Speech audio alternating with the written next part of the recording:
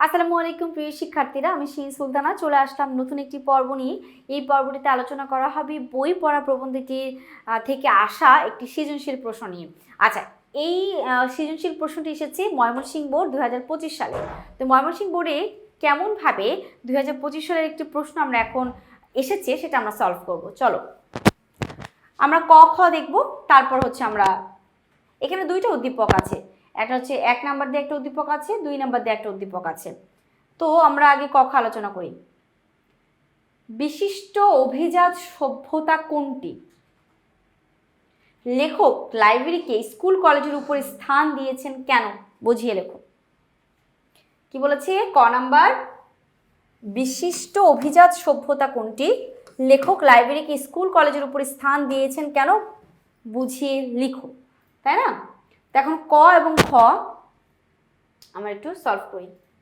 বিশিষ্ট অভিজাত সভ্যতা হচ্ছে ভারতীয় সভ্যতা, যে সভ্যতার কথা আমাদের এখানে বলেছিল। আচ্ছা, খ নাম্বার প্রশ্ন হচ্ছে বই পড়া প্রবন্ধে লেখক লাইব্রেরিকে স্কুল কলেজের উপরে স্থান দিয়েছেন কারণ লাইব্রেরিতে লোকে স্বেচ্ছায় স্বচ্ছন্দ চিত্রে শিক্ষিত হওয়ার সুযোগ পায়। অর্থাৎ লাইব্রেরি নিজের ইচ্ছায় যা ওখানে বসে অনেক বই থাকে, মানুষ নিজের ইচ্ছায় পড়াশোনা করে। আর স্কুল কলেজে জোর করে পড়ানো হয়, একটা নোট দেওয়া হচ্ছে, একটা শিট দেওয়া হচ্ছে, সেটা স্টুডেন্টরা পড়ছে। তাই জন্য বলেছে লাইব্রেরিকে স্কুল কলেজের উপরে স্থান দেওয়া হয়েছে। এখন যদি এটা আমরা আরেকটু সুন্দর করে ব্যাখ্যা করি, বই পড়া প্রবন্ধে লেখক বলেছেন আমাদের স্কুল কলেজের শিক্ষা পদ্ধতি উল্টো। সেখানে ছেলেদের জোর করে বিদ্যা গেলানো হয়, ফলে ছেলেরা শারীরিক ও মানসিক মন্দাঙ্গিতে জীর্ণশীর্ণ হয়ে কলেজ থেকে বেরিয়ে আসে। অন্যদিকে লাইব্রেরিতে প্রত্যেকে নিজ নিজ শক্তি ও রুচি অনুসারে নিজের মনকে নিজের চেষ্টায় আত্মার রাজ্যে জ্ঞানের পথে এগিয়ে নিয়ে যেতে পারে। তাই লেখক লাইব্রেরিকে স্কুল কলেজের উপরে স্থান দিয়েছেন। এবার যদি আমরা হচ্ছে গ নাম্বারটা একটু দেখি। গ নাম্বারের জন্য অবশ্যই আমাদের একটু উদ্দীপক পড়তে হবে। আমাদের উদ্দীপকে কি প্রশ্ন আছে সেটা একটু দেখি। আসলে গ নাম্বার প্রশ্ন মনে হয় উদ্দীপক 1 থেকে এসেছে, তো আমরা ফার্স্ট উদ্দীপক 1টা একটু পড়ি।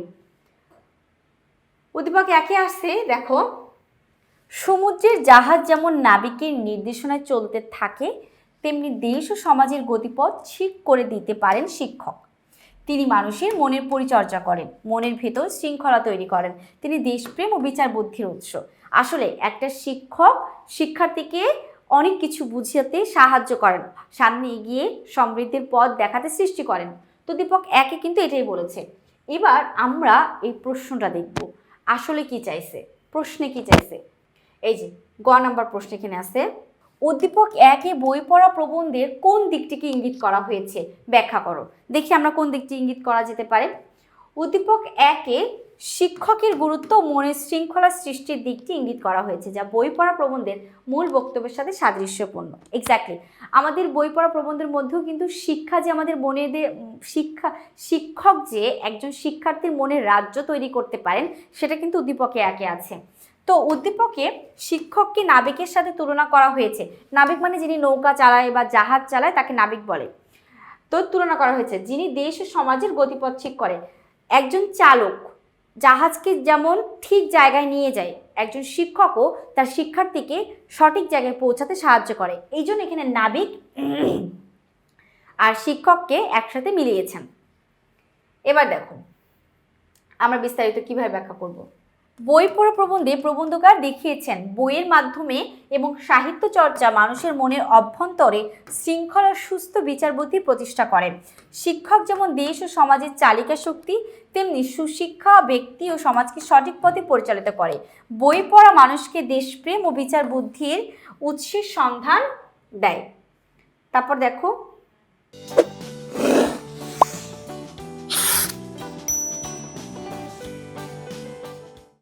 উদ্দীপকে বলা হয়েছে সমুদ্রের নাবিক এবং শিক্ষক দুজনই পথ প্রদর্শক। নাবিকের সঠিক নির্দেশনায় যেমন জাহাজ গন্তব্যে পৌঁছায়, তেমনি শিক্ষকের নির্দেশনায় দেশ ও সমাজ সঠিক গন্তব্যে পৌঁছায়। শিক্ষক হলেন জাতির কারিগর, একটি জাতিকে সমৃদ্ধশালী হিসেবে গড়ে তোলেন। একজন শিক্ষক এক শিক্ষক মানুষের মনের পরিচর্যা করেন এবং মনের ভেতর শৃঙ্খলা তৈরি করেন। একজন শিক্ষক প্রকৃত দেশপ্রেমিক। উপরোক্ত আলোচনা থেকে বলা যায় একজন প্রকৃত শিক্ষক একটি জাতিকে জ্ঞান গরিমায় বা গড়াতে সমৃদ্ধশালী করে গড়ে তুলতে পারেন। তিনি শিক্ষার্থীদের মনের মধ্যে বিচার বুদ্ধির উৎসবে খোঁজ দিতে পারেন। শিক্ষক তার শিক্ষার্থীদের বিচার বুদ্ধি মননশীল হিসেবে গড়ে তুলতে পারেন। তো এইভাবে কিন্তু আমাদের উদ্দীপক 1-এ দেখানো হয়েছে যে শিক্ষকের গুরুত্ব সম্পর্কে আলোচনা। আচ্ছা, এবার আমরা ঘ নম্বর প্রশ্নটা আলোচনা করব। ঘ নম্বর প্রশ্নটার জন্য আমাদের উদ্দীপক 2 নম্বর যেটা আছে সেটা কিন্তু আমাদের পড়তে হবে, নাহলে কিন্তু আমরা ঘ নম্বরটা আলোচনা করতে পারবো না। দেখো উদ্দীপক 2-এ কি আছে, এই যে উদ্দীপক 2, সেখানে আমরা কিভাবে এটা আলোচনা করব। মহারাজগঞ্জ বিদ্যাপীঠের শিক্ষার্থীরা পাঠ্য বইয়ের পাশাপাশি লাইব্রেরিতে গিয়ে বিভিন্ন বই পড়তে আগ্রহী, কিন্তু দায়িত্বপ্রাপ্ত শিক্ষক হঠাৎ করে অসুস্থ থাকায় শিক্ষার্থীরা লাইব্রেরিতে গিয়ে বই পড়তে পারছে না। তারা বিদ্যাপীঠের প্রধান শিক্ষকের কাছে লাইব্রেরিতে পুনরায় বিদ্যা পাঠের সুযোগের জন্য অনুরোধ করেন। তিনি তাদের অনুরোধে সাড়া দিয়ে দ্রুত লাইব্রেরিতে বই পাঠের ব্যবস্থা করেন। ফলে শিক্ষার্থীদের মধ্যে আনন্দের সুবাতাস বয়ে যায়। উদ্দীপকে যে জিনিসটা চেয়েছে, বই পড়ার গুরুত্ব, আমাদের প্রবন্ধের প্রমোদ চৌধুরীর মধ্যে কিন্তু সেটা মিল আছে। প্রমোদ চৌধুরী যেমন চেয়েছেন সকল মানুষের মধ্যে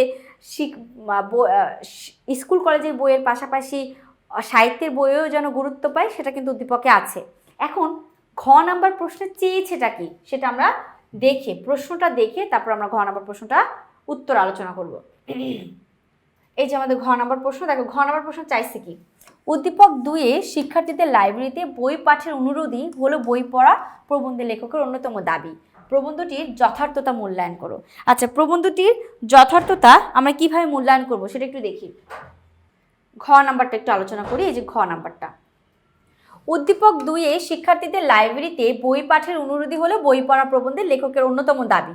মন্তব্যটি একেবারে যথার্থ, কারণ আলোচ্য প্রবন্ধের লেখক এমন একটি ক্ষেত্র তৈরি করতে চেয়েছেন যেখানে শিক্ষার্থীরা নিজেদের পছন্দ মতো বই পড়ে জ্ঞান অর্জন করতে পারবে। কি করতে পারবে? জ্ঞান অর্জন করতে পারবে। এরপর দেখো, বই পড়া প্রবন্ধে লেখক বই পড়ার গুরুত্ব তাৎপর্য তুলে ধরেছেন। এর মতে আমাদের প্রচলিত শিক্ষা ব্যবস্থায় শিক্ষার্থীদের বই পড়ার প্রতি একেবারে উৎসাহ না দিয়ে শুধু পরীক্ষায় পাশ করার প্রতি গুরুত্ব দেওয়া হয়, অথচ তারা যত বই পড়বে তত বিচিত্র বিষয়ে জ্ঞান লাভ করতে পারবে। এই জন্য তিনি বেশি বেশি লাইব্রেরি প্রতিষ্ঠার প্রতি জোর দিয়েছেন, ফলে তারা ইচ্ছে মতো বই পড়ে অধিক জ্ঞান লাভ করতে পারে। এরপর দেখো, উদ্দীপক 2-এ শিক্ষার্থীদের লাইব্রেরিতে বই পাঠের অনুরোধের দিকটি প্রতিফলিত হয়েছে। এখানে লাইব্রেরির দায়িত্বে থাকা শিক্ষকের অসুস্থতার কারণে যে সমস্যা তৈরি হয় তার নিরসনের জন্য বই পড়ুয়ারা বিদ্যাপীঠের প্রধান শিক্ষকের দৃষ্টি আকর্ষণ করে। তিনি শিক্ষার্থীদের অনুরোধে সাড়া দিয়ে লাইব্রেরিতে বই পড়ার ব্যবস্থা করেন। এখানে লাইব্রেরিতে বই পড়ার জন্য যে মানসিকতা প্রকাশ পেয়েছে তাই বই পড়া প্রবন্ধের লেখকের মানসিকতার সঙ্গে এক সূত্রে গাঁথা। এরপর দেখো কি বলেছি, লেখক যথার্থ জ্ঞান ও প্রকৃত শিক্ষার দ্বারা, আমাদের ঘ নম্বর প্রশ্ন যেহেতু 4 নম্বর আমাদের একটু বড় করে লিখতে হবে। প্রকৃত শিক্ষার জন্য লাইব্রেরিতে গিয়ে বই পড়ার কথা বলেছেন। তিনি লাইব্রেরিকে স্কুল কলেজের উপরে, আচ্ছা এটা না, হ্যাঁ, তিনি লাইব্রেরিতে গিয়ে বই পড়ার কথা বলেছেন। তিনি লাইব্রেরিকে স্কুল কলেজের উপরে স্থান দিয়েছেন। এখানে লোকে স্বেচ্ছা ও স্বচ্ছন্দ চিত্রে বই পড়ার বা নিজেকে দাবি করার বা স্বশিক্ষিত হওয়ার সুযোগ পায়। তারপরে লাস্ট আমরা যেটা শেষ করব, বই পড়া প্রবন্ধে প্রবন্ধকার প্রমোদ চৌধুরী লাইব্রেরির প্রতিষ্ঠার প্রতি গুরুত্ব প্রয়োজনীয়তার বিষয়টি তুলে ধরেছেন। তার সঙ্গে উদ্দীপক 2-এর বিষয়বস্তু সাদৃশ্যপূর্ণ। বলপূর্বক বিদ্যা অর্জনে কখনো মানসিক উন্নতি ঘটতে পারে না এবং জ্ঞানের পরিধিকে বাড়াতে পারে না। লাইব্রেরিতে মানুষ নিজের ইচ্ছা রুচি অনুসারে বই পড়ে জ্ঞানের ভাণ্ডারকে সমৃদ্ধ করে। বই পড়া প্রবন্ধে প্রবন্ধকার প্রত্যাশী এবং উদ্দীপক 2-এর মূলভাব যেন একই সূত্রে গাঁথা। তো আশা করি তোমরা সকলে বুঝতে পেরেছো। আমাদের ময়মনসিংহ বোর্ড 2025 সালে এই ধরনের প্রশ্ন এসেছে।